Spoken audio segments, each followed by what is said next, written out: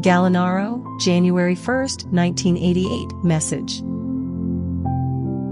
My daughter, today I want to talk to you about those who, experiencing the temptation of discouragement and delusion, and under my guidance they turn it into hope, and those who falter and find this path too difficult, go astray.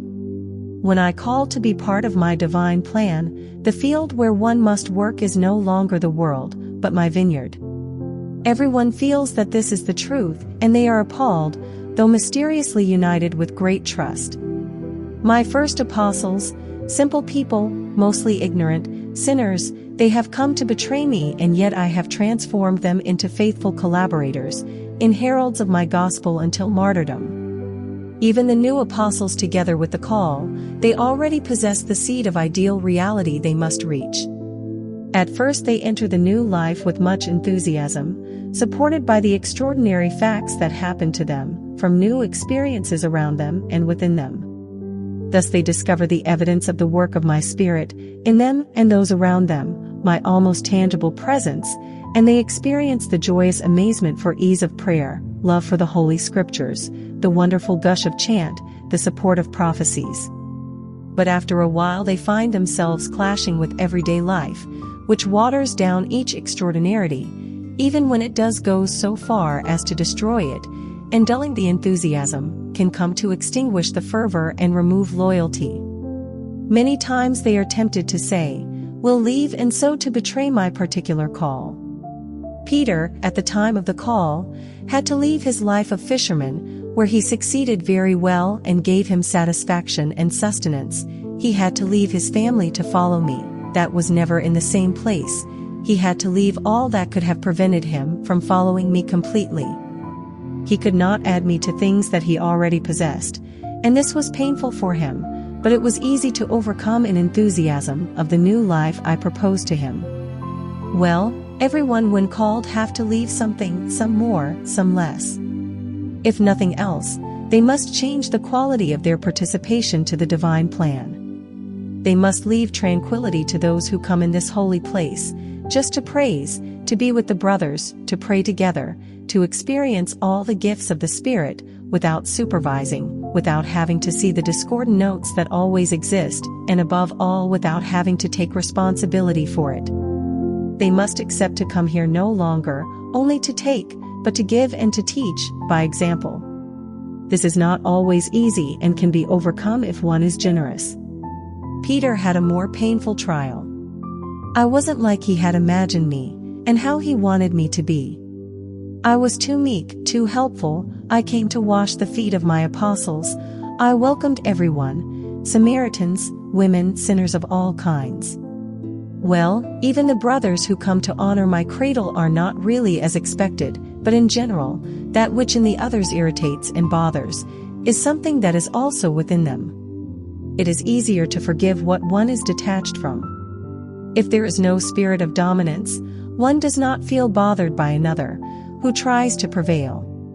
And so, if one does not feel jealous feelings, one is not touched by the jealousy of others.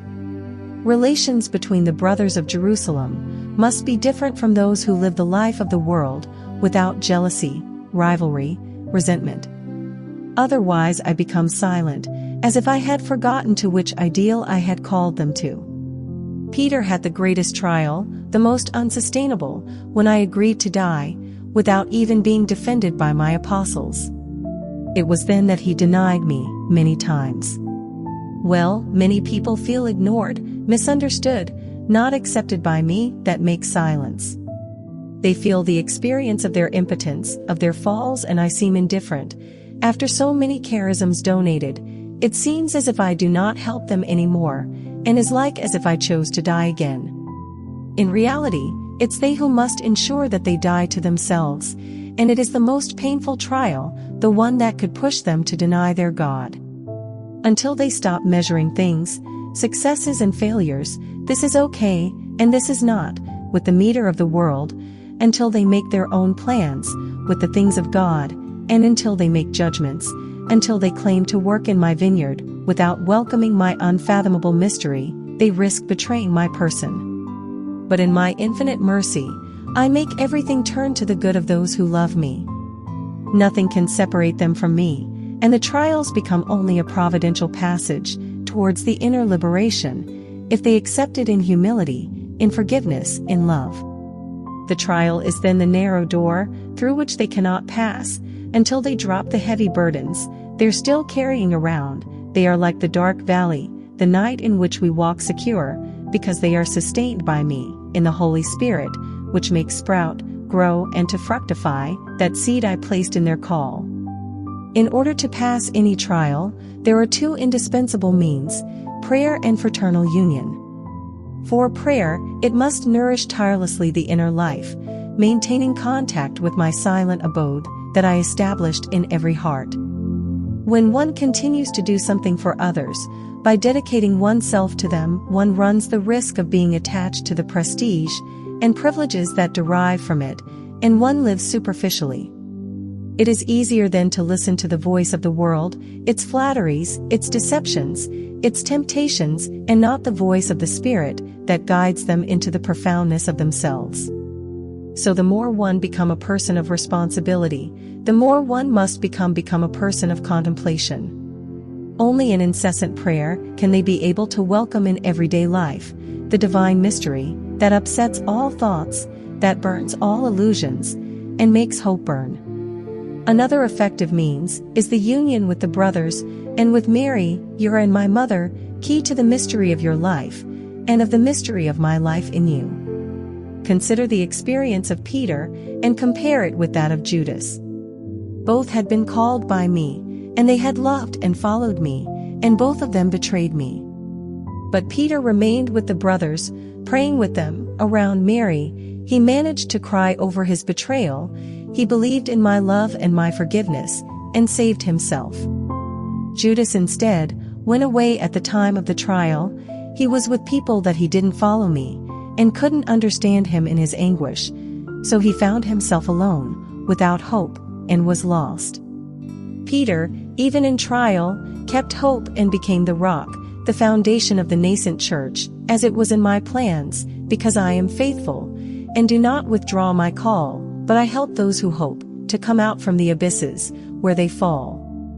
Only then can they realize that the brothers need a reference point of security, of people who confirm, support, encourage, guide, and help them to become free, feeling in the authority of the responsible, my authority, which is above all help to grow.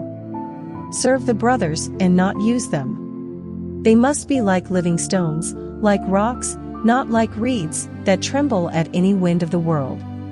They must be people who, at the request of love from the brothers, can answer, "Yes, I love you, Lord. Yes, I love you, brother." To some, this path may seem impossible. But if they really accept the divine mystery, the gift of my Spirit, in their lives, this will be a continuous source of amazement, and of cross, of joy and praise, of resurrection and hope. The impossible then simply becomes their journey. May they be grateful to me for the responsibility to which I have called them, and may they pray that I make them live this responsibility, not as a strenuous possession to defend, not as a worry, or something which cannot be taken lightly, but as my gift. And do not forget that the divine gifts are not just for themselves, but for others. They are for the building of my kingdom. So live this gift in freedom and faithfulness, in the certainty that in a way that I know, and that they often do not understand, I work through them, because my word does not return to me without having borne fruit. I call everyone, I call some to be lamp of my light, placed high up, clearly visible, to light the way. And I call others to grow as a leafy plant, in whose shadow the pilgrim may rest. I call someone to be like salt that disappears, that seems to be gone, but that gives flavor to the mass. And I call others to be like yeast, that melts and also disappears, but it gives ferment and makes the mass grow. In any case they find themselves, remain humble and joyful, and praise and give thanks, because what matters is my call, who marries their yes and bears fruit, not appearances. I bless you, Jesus. Giuseppina Norcia.